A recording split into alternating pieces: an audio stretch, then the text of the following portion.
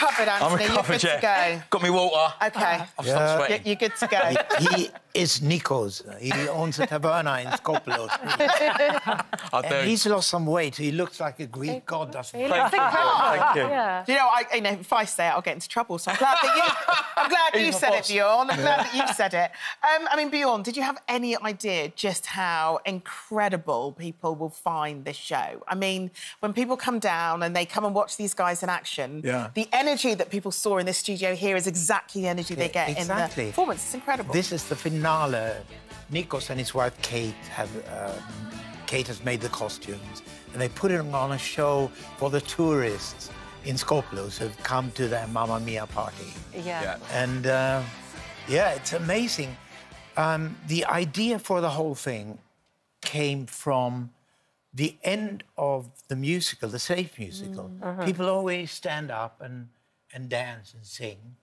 And they were so obviously in a party mood. They want more. Yeah, they wanted more. You could see that if there was somewhere to go, they would have gone. So you created somewhere for So we created somewhere. And it's nothing to do with the Mamma Mia story. No, nothing at all.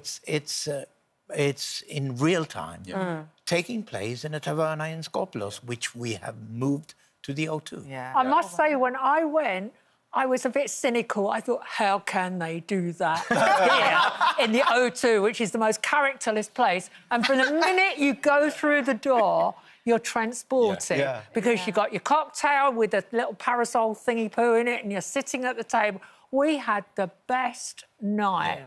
But I've got to worry for your safety because the women are getting up. They're going. I've had it. Especially now he's lost weight. I've had it. Don't worry about that. No, listen, I was doing a scene the other day and obviously I've got to stay in character. I'm Nikos, the taverna owner, and what I say goes. And I'm doing a scene with Constantina, my daughter, and I'm telling her off because she falls... The love story is she falls in love with one of the workers and I don't like it, blah, blah, blah. And it's the love story running through it. Anyway, I'm having a go at her and this woman, she's getting her phone and she's going... Hey! And I'm like trying to stay in character and it's like, hurry up, next minute, you know, it's just crazy. But it is a party. It is so amazing. I've had so many people come up to me going, excuse me, Mr. Nikos, I haven't had my dessert yet. And I'm like, don't worry, I'll come to you in a minute. And next minute I'm singing Money, Money. Do you know what I mean? And they were like, I don't understand what's going on. I mean, for people there, for the guests, it's real time. And so he is the host. He owns it. And that's the big difference from a stage show. This is so extremely immersive. Anthony. Yes. Obviously, you had to audition for this role. Absolutely. How did it feel singing in front of the amazing Bjorn? So, I'll tell you that in a minute. So I went to see the show. Stacey Haynes, the director, she choreographed and directed the Blue Top. Anyway, cut long story short, she said, would you come and see the show? Went and saw the show, and I loved it. She turns to me and said, would you like to be in it? And I went, I'll only be in it if I audition. She was like, OK. So I went for the audition, and then I said, have I got it? And they went, oh, we've got to send the tapes to Bjorn and the team. And I'm like, no, I ain't got it, you know, there's no way. Anyway, got a call the next sort of 2-3 days. I got the gig, and it was great. But the thing about Bjorn is why he's so humble and such a legend that when he came and saw the show, we did a whole day sound check. Do you remember? The ear this man's got with music, you know, it's like, oh, the C major, D sharp. I'm like, what is that? Like, I haven't got a clue what's going on. And then I sang Money, Money because we had to go through all the songs, and I was sweaty palms and I'm singing it.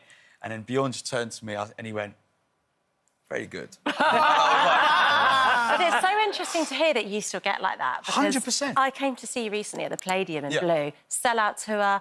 The women were still doing the thing with the camera phone and bawling at your feet. And I looked at you and thought, wow, you guys are still as brilliant as you were when you first came out. So to hear that you get nervous is quite unexpected. It's beyond. And the thing is, I mean, nervous on stage. Yeah. I suppose you never lose that as a performer. I think if you're a musician, you grow up for me, growing up with ABBA music in my household, you know, it was always there. Do you know what I mean? And I think it's testament, I always say to Bjorn and the team that it's testament to ABBA songs look at the audience today. Look at the audience that come and see the Exactly. in the Taverna. My kids have seen it. They're 7 and 10. Oh, they've come to the show. And they love it. Yeah, they that's cool. absolutely love it. And I think that's the, as you say, it's the beauty of the music and it's the beauty of your talent, Bjorn. And I mean, you've done so many things in your career thus far. What comes next? Is it another show? Is it Mamma Mia 3? I mean, what are we talking about here? Mamma Mia 3, yes. I'm not ruling it out. Oh, we just had an exclusive. Who knows? But there's a lot of enthusiasm about that. Is it based in Skopelos? Yeah. Well, we'll come review it then. And I want to do this in other places. We're opening in Rotterdam end of this month, but to North America, Japan, and Germany as well. Oh, wow. It's incredible. And then taking ABBA Voyage to other places in the world. Yeah, I've seen it 3 times. Bjorn. Oh, you have? I have. I love a bit of ABBA Voyage. I do. You. But do you think that you guys, as ABBA, do you think we'll see you guys together again? Because I loved watching that at the end of ABBA Voyage where you guys come on. I don't know, but I don't think so. Okay. Oh, that's sad. Why? Well, we don't see each other that often. And there was a special occasion recently in Stockholm. Yes. Where we got some award from the King. When we got together, the 4 of us. And do you think that was the last time? Well, Frida was telling me I was sitting beside her when we being called up to the King and Queen. Yeah. And I was saying that it feels a bit like this is the last time. Yes, in This public. has been a special time spent with you, though, Bjorn. But we have to say goodbye. I'm afraid. See you guys tomorrow. Bye.